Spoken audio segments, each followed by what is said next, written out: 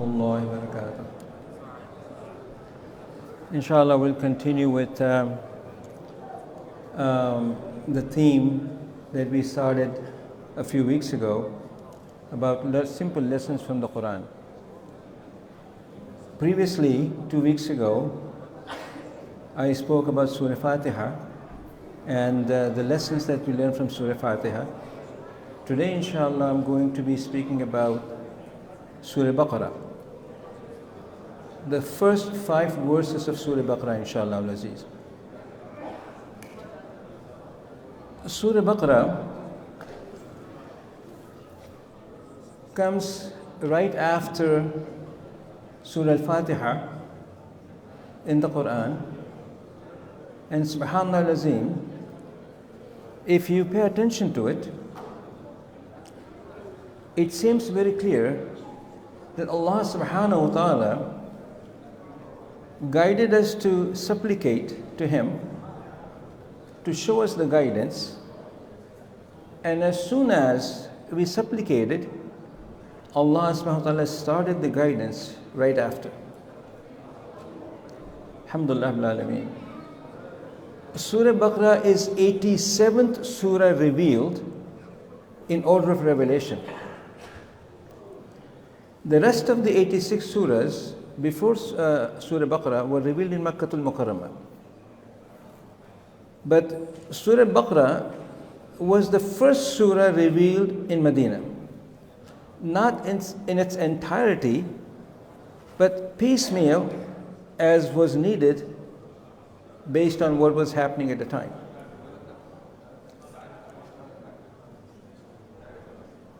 There are many ahadith about the virtues of this surah. One of the Sahabi, Hazrat Usayyid radiallahu anhu, was reciting Surah Baqarah. There was a horse nearby.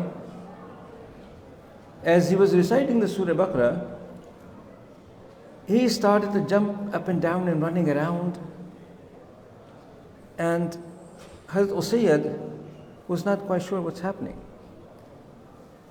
So he stopped reciting. And as he stopped reciting, the horse stopped jumping around and calmed down. Ajib. He started to recite Surah Baqarah again, and the horse behaved in the same very excited way, running up and down, running around. So he stopped again.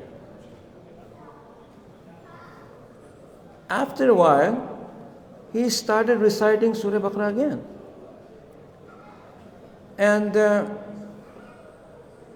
the horse showed the same behavior. His little son was sleeping right around the floor where the horse was. So he was afraid that the horse may hurt, the child may get hurt. So he doesn't know, he came from home, his parents, nobody knows. So What's your name, son? what's your name? What's your name? What's your name, son? Ishaq. There's a little boy here by the name of Ishaq.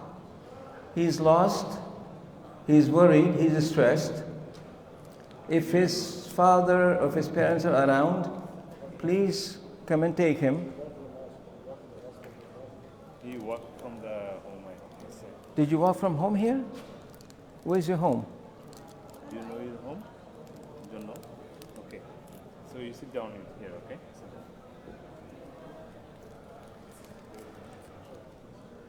Sorry. So he stopped again reciting, and when the third time he started to recite, he was now afraid that his little son, who was sitting there, lying there, may get hurt. So he completely stopped. When he completely stopped, not only did the horse calm down, but he saw a cloud of nur above him that started to lift it up and disappeared. This was a strange incident that he witnessed. So he went to Rasulullah sallallahu alaihi wasallam and he explained to him what happened. And Rasulullah sallallahu alaihi wasallam told him that angels has descended to listen to his recitation of Surah Al-Baqrah. When he stopped reciting the Surah Al-Baqrah, what he saw was the angel lifting back up and going back up to the heaven. There are many, many ahadiths we find listing the virtues of this beautiful surah. It is famously known that this surah is very effective in terms of repelling shayateen and all the evil from the places where it is recited. So if you make a habit of reciting Surah Al-Baqrah in your home, you prevent shayateen from entering the home and causing issues for you. It is famously used as part of ruqyah as well. In every ruqyah, you will find this surah being recited. Rasulullah sallallahu alaihi wasallam mentioned in one hadith, the meaning of which is that the nur of Surah Baqarah and Surah Ali Imran will intercede on behalf of its reciter on the Day of Judgment. Allahu Akbar Kabira. Hazrat Umar radiallahu anhu, this surah, by the way, contains a large numbers of do's and don'ts, advices for what's good and what's bad for us, stories and examples from the past. Many of them are contained in this surah.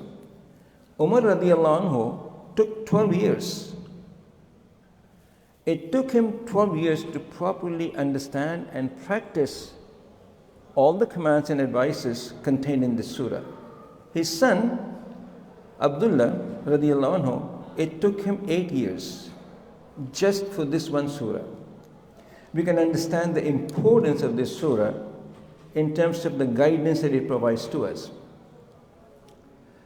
Let me recite the 5 verses, inshallah. A'udhu billahi minash shaitanir rajim. Bismillahir rahmanir rahim.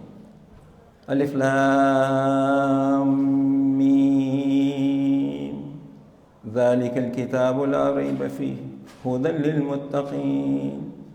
الذين يؤمنون بالغيب ويقيمون الصلاة ومما رزقناهم ينفقون والذين يؤمنون بما أنزل إليك وما أنزل من قبلك وبالآخرة هم يوقنون أولئك على هدى من ربهم وأولئك هم المفلحون صدق الله العظيم. Alif Lam Mim. This is the book in which there is no doubt, a guide for the righteous, those who believe in the unseen and perform the prayers and give from what Allah has bestowed upon them, and those who believe in what was revealed to you, O Prophet sallallahu alaihi wasallam, and in what was revealed before you, and are certain of the hereafter. These are upon guidance from their Lord, and these are the successful ones. Let me just talk about Alif Lam Mim. Subhanallah, I find that every time we pay attention to what we are reading in Quran, lots and lots of questions and understandings and revelations occur in our hearts in understanding things.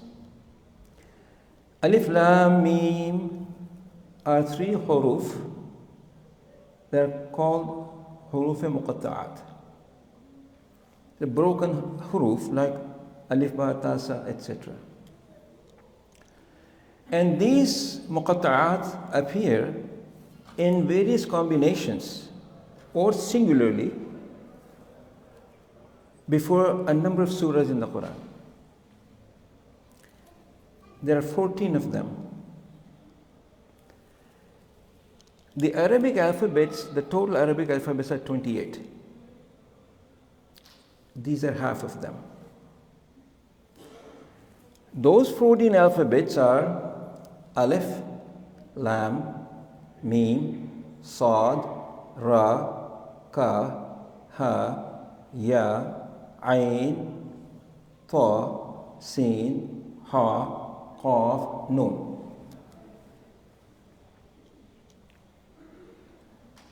And I said, Subhanallah, why these alphabets in that rest?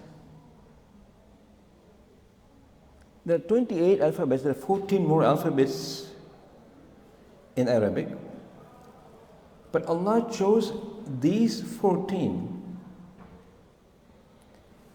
as introductions in the beginning of many, many surahs. And I asked myself, what does that tell me?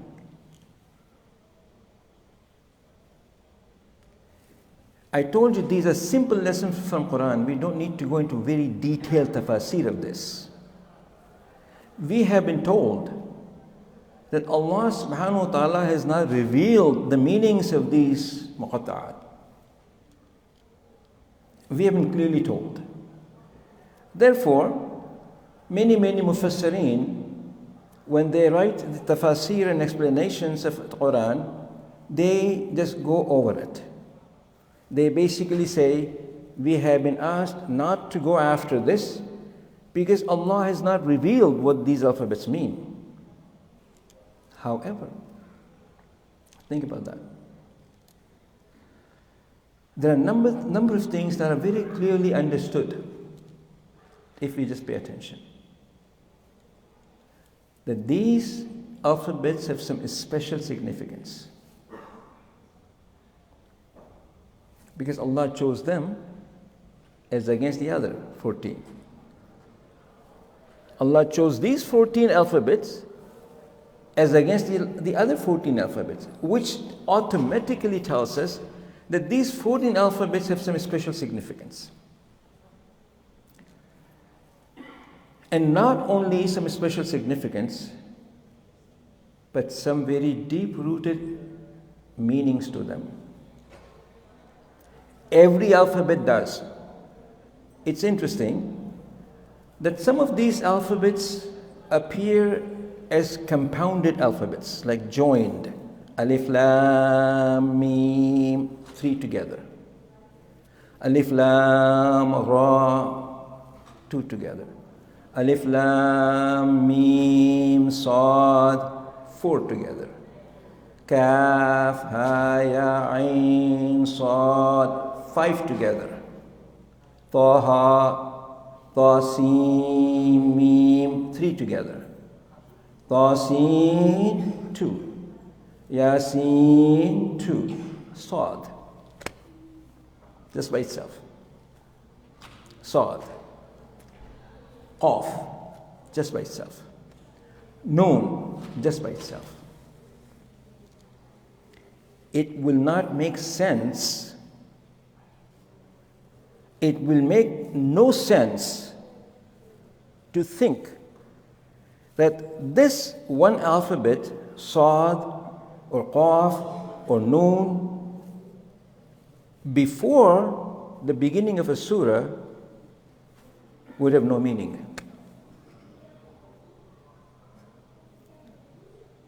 Why I'm saying this? These are simple lessons. Allah does nothing for no reason. Allah subhanahu wa ta'ala doesn't do anything for no reason. That Allah told us very clearly in the Quran. So if there's just a Noon or a Qaf or an Ain, Sin, Qaf, in every combination, these letters signify something, and since they are in the very beginning of the surah, they also have something to do with the content of the surah. Does that make sense? We still don't know what do they mean. But reciting them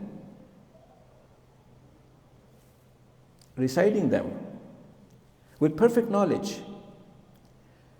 I don't know what I just read. I read Alif, Lam, Mim. I do not know what I read and what it means. But I chose to believe that this indeed means something, and it is Kalam Allah, although I don't understand it. When I move forward to read the next verse, I am confirming explicitly and implicitly, I believe this to be the word of Allah subhanahu wa ta'ala.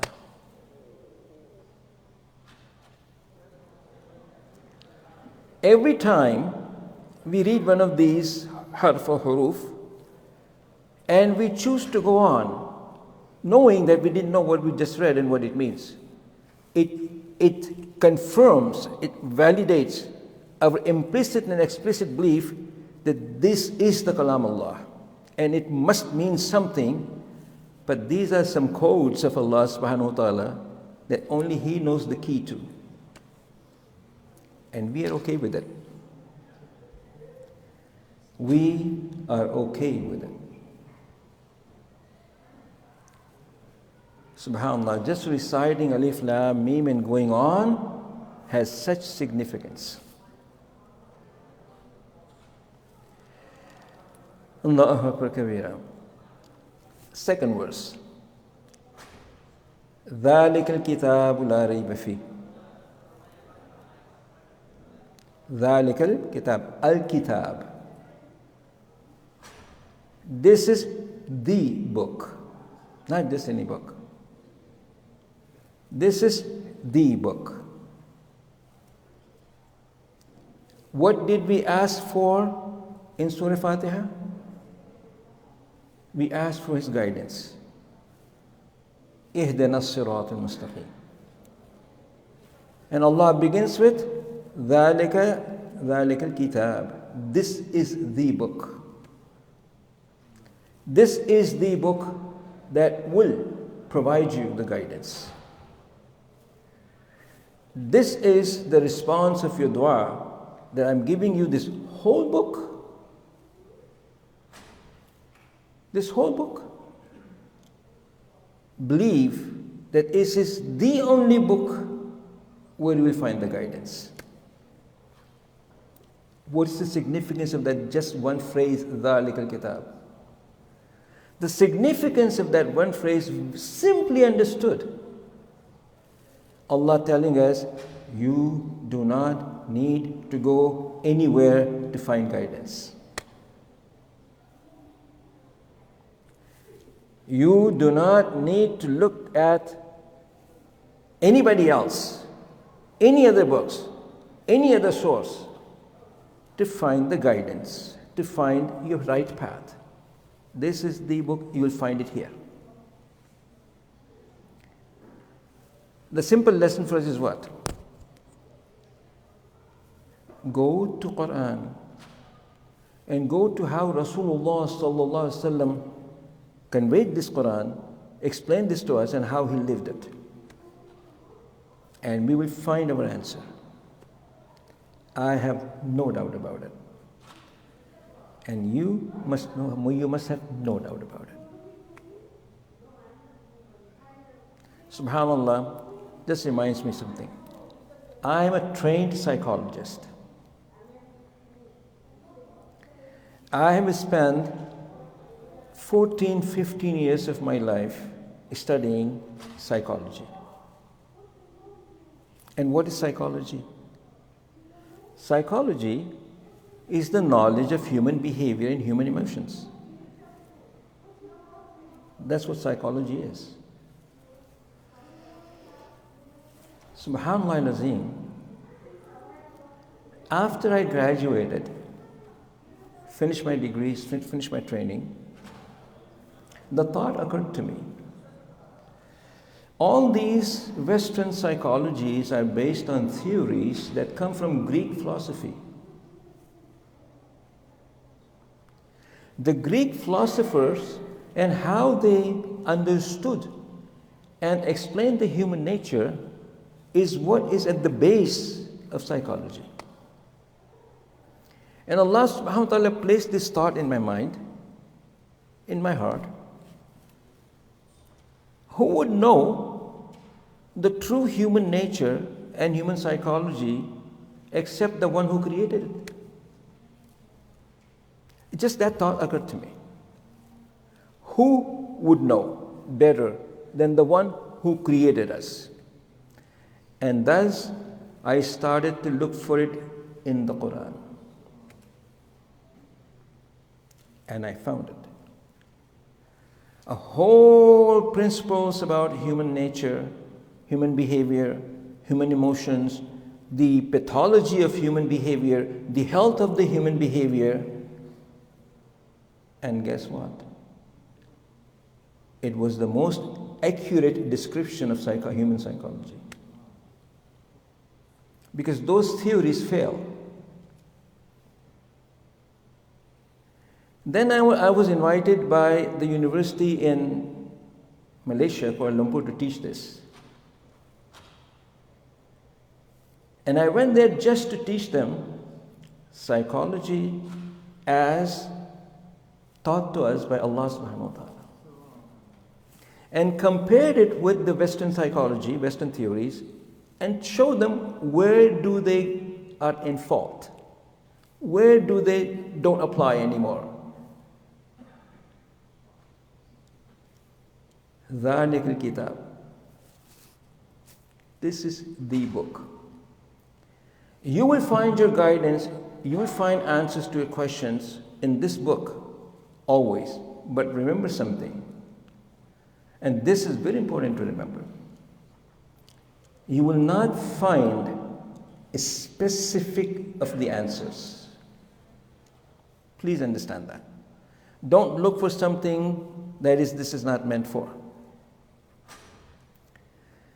If you're looking to solve an issue, if you're looking to solve a problem, if you're looking to find some answer to whatever you're going through, and you go to Quran, you will not find specific solutions. So what will you find? You will find principles to use. Principles to use to solve the problem. And then I actually developed my own way of providing therapy and counseling to entire population, all human beings. Using those principles, using that understanding of human nature that Allah provided, without mentioning Islam or Allah. Because I was working for most of my life before I exclusively chose to work for Muslim communities with non-Muslims. And if I was going to talk to them about Islam, nobody would come to me anyways. So I would use those principles without telling them that this is Islam, and they always worked. This is the significance of ذَلِكَ الْكِتَابِ لَا رَيْبَ فِيهِ. There's no doubt in it. Allah wants us to believe this. These first 2, 3, 4 verses are establishing proper beliefs about this book. Number 1, this is the book of guidance. There's none else, nothing else. Number 2, and there is no doubt in it. Let me talk about the doubt. The doubt comes from 2 sources. The one source of the doubt is when you question the credibility of something. When you question the credibility, whether this is true or not true, whether this is credible or not credible, that would create a doubt. And the second doubt comes from our own misunderstanding of things. When we don't misunderstand, either purposely choose to not understand, then doubts are created. Allah subhanahu wa ta'ala deals in this Quran with the first kind about the credibility of this book. Allah wants us to believe that this is the book that will provide you the guidance, provided that you have no doubt in your mind about the credibility of this book, the authenticity of this book, that you have no doubt. And Allah subhanahu wa ta'ala challenged people in the book later. If you have any doubts in the authenticity of this book, go and do whatever you did. Bring all your help. Produce 3 verses like this. And to this day, over 1400 years, many have tried and miserably failed. And Allah wants us to believe this. Now, what is the implication of this? Always remember, when every time you recite something, you read something in the Quran, you need to ask yourself, so I just read this, what is the implication of this for me? The implication for that, for me and you, is that if we truly believe that every single word of this Quran is Kalam Allah,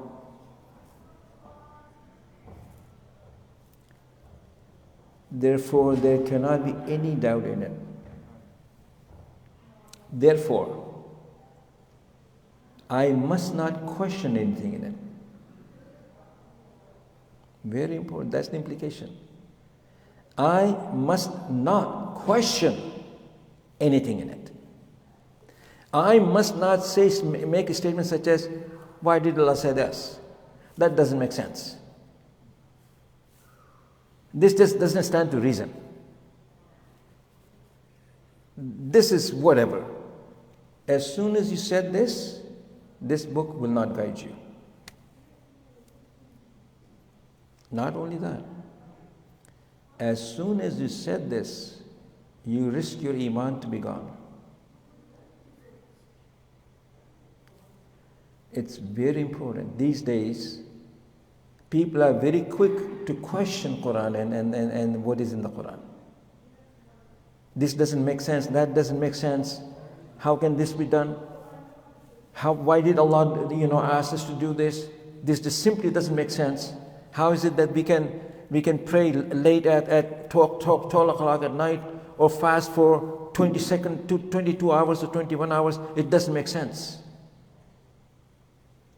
As soon as you make a statement like this, you objected Allah subhanahu wa ta'ala.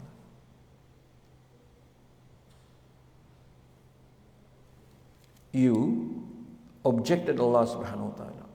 And you and I said that Allah did not know what He's talking about. Na'uz billahi min zalik. This is the implication of this la rayba fi. Now, there's nothing wrong. Let me just explain a bit further. There's absolutely nothing wrong in asking questions to better understand. So if you were to ask me and say, Dr. Sadiq, I read this, but I don't properly understand it. Could you please help me understand it better? That's perfectly okay. But if you say, I can't believe it until it makes sense to me, then you went off the path. Because your belief is then, you made your belief conditioned upon your understanding of it. And if you want to make your belief conditioned upon your understanding of it, start with Alif Lam Mim and stop and don't read the rest of the book. Subhanallah of these. Hudan lil muttaqin. The third condition. This is the book. There's no doubt in it. There's no doubt in its authenticity. It will provide guidance for those who are muttaqeen.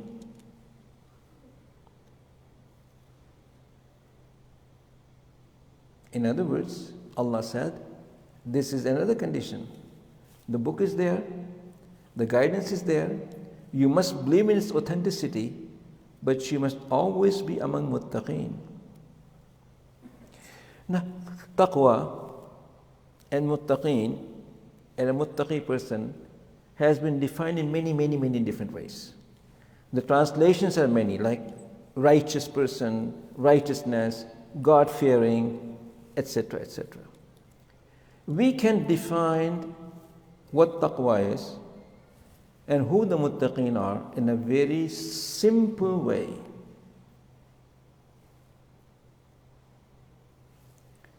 Taqwa means being mindful of your accountability before Allah subhanahu wa ta'ala in the Day of Judgment. Khalas.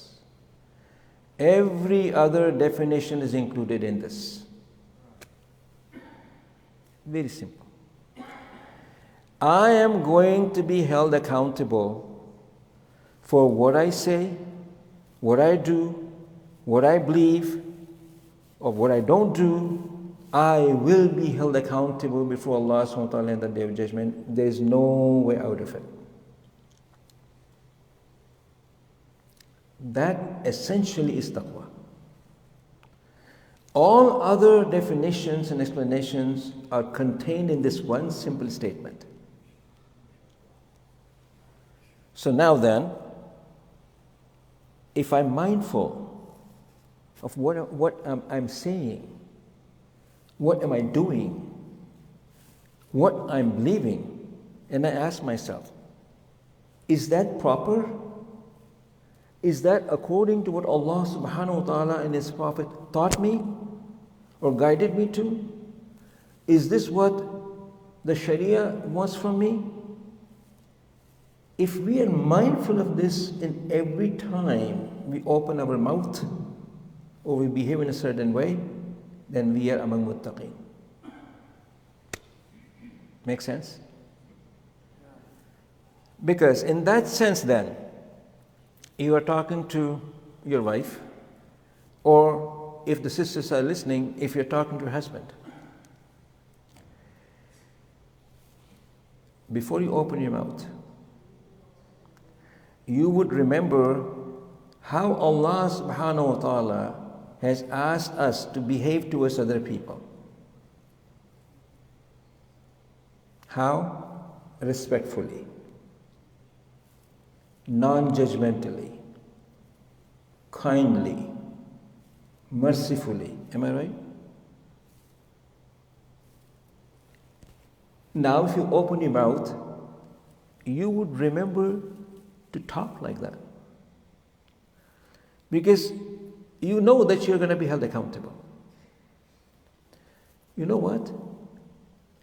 If people just think about this before they open their mouth, is this how Allah and His Prophet taught me to do this? There will be as many divorces in the families. There will be not as many problems and arguments between husbands and wives and husbands and children and parents and children and friends, etc., etc. There will not be, period.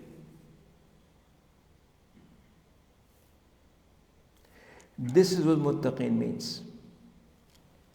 And then, هُدًى لِلْمُتَّقِينَ الَّذِينَ يُؤْمِنُونَ بِالْغَيْبِ. Another condition. The rest of the verses actually, the rest of the 3 verses, further defined muttaqeen.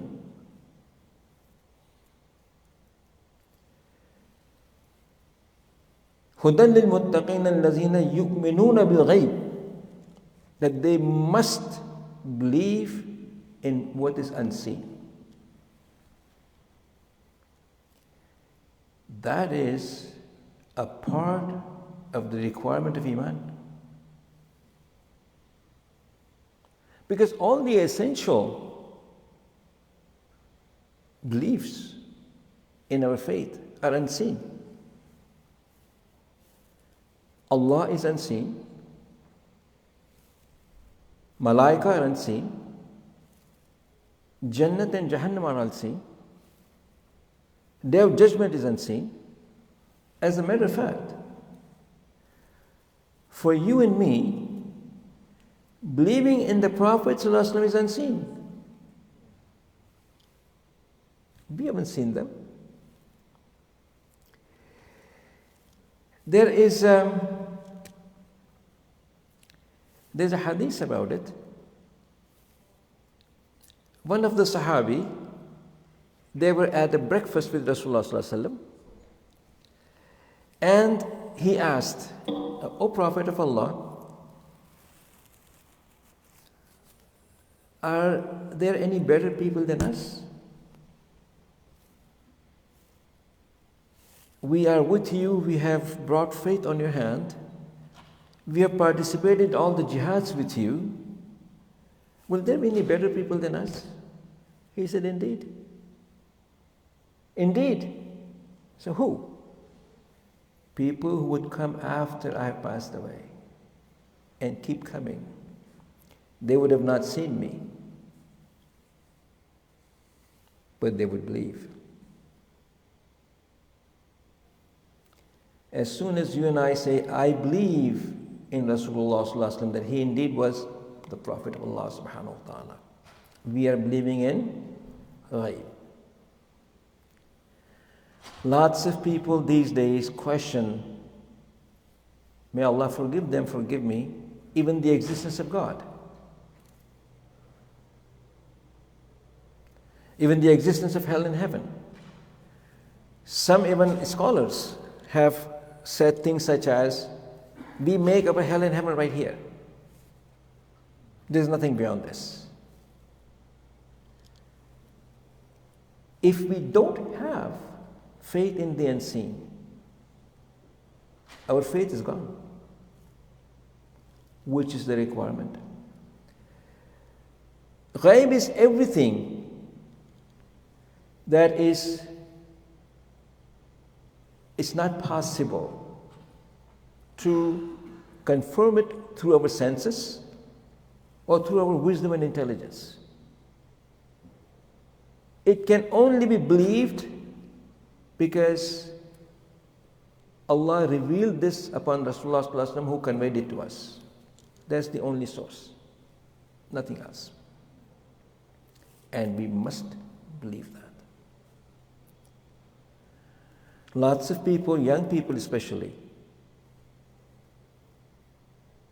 they sometimes, when I'm talking to them and they've gone away from the faith, they would say things such as, we hear about this hell and heaven all the time. You're going to go to hell, you're going to go to hell, this is haram, this haram, this haram. We don't even know if this is there.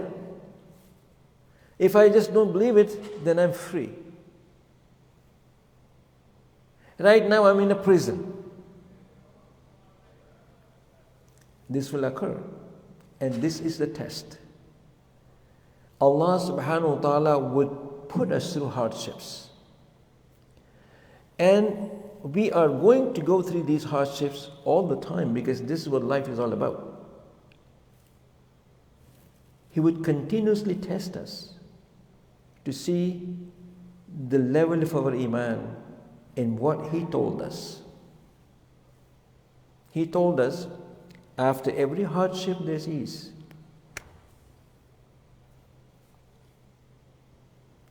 And that He does not place any burden upon somebody they are not able to bear.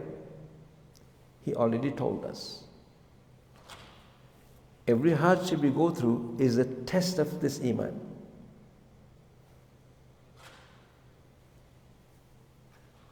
Subhanallah wa bihamdihi, subhanallah. When iman is embedded in the heart, it doesn't leave. Abu Sufyan went to the Roman king of the time, Heraclius, Harqal in Arabic, to warn him, to caution him about Rasulullah sallallahu alaihi wasallam. And he started inquiring about the Prophet sallallahu alaihi wasallam. And he asked a question. He says, does this ever happen that somebody who brought faith on his hand, accepted Islam, then he turned back and then walked away from it? Has it ever happened? Abu Sufyan said, no, it doesn't. Once they accept Islam, they are just completely that's it. This king of Rome, Harpal, told Abu Sufyan, that is the sign and characteristics of true Iman. Once it gets into the heart, it never leaves. The time of Salah is in 1 minute. Maybe therefore I should stop it here and continue it next Friday rather than rushing it. But alhamdulillah, however much Allah subhanahu wa ta'ala has guided me to talk about, inshallah would be beneficial. But take it to heart, and I'm going to leave you with one thought. Every time we begin to recite Quran, make it a habit of reciting Surah Fatiha first. Because we already learned that is the supplication to receive the guidance. And with that, Allah would not let you go astray. Second, believe that the guidance Allah provided is credible and indeed true, even I may not understand some of it. And then fulfill all the requirements of knowing, believing in the ghaib, and knowing that the believing and having the iman in the ghaib and all these things indeed is required for me to receive the guidance. And in these, that's what make us amongst the muttaqeen. And inshallah, I'll continue this next Friday. اللهم صل على سيدنا محمد وعلى سيدنا محمد وآله وصحبه وسلم سبحان ربك رب العزة عما يصفون وسلام على المرسلين والحمد لله رب العالمين. We found the boy. We found the. You found it? Alhamdulillah. It's our neighbor. But he doesn't know his house, and the lady doesn't know that he's out from the home. It's been Allah's stuff. Bismillah ar-Rahman ar-Rahim.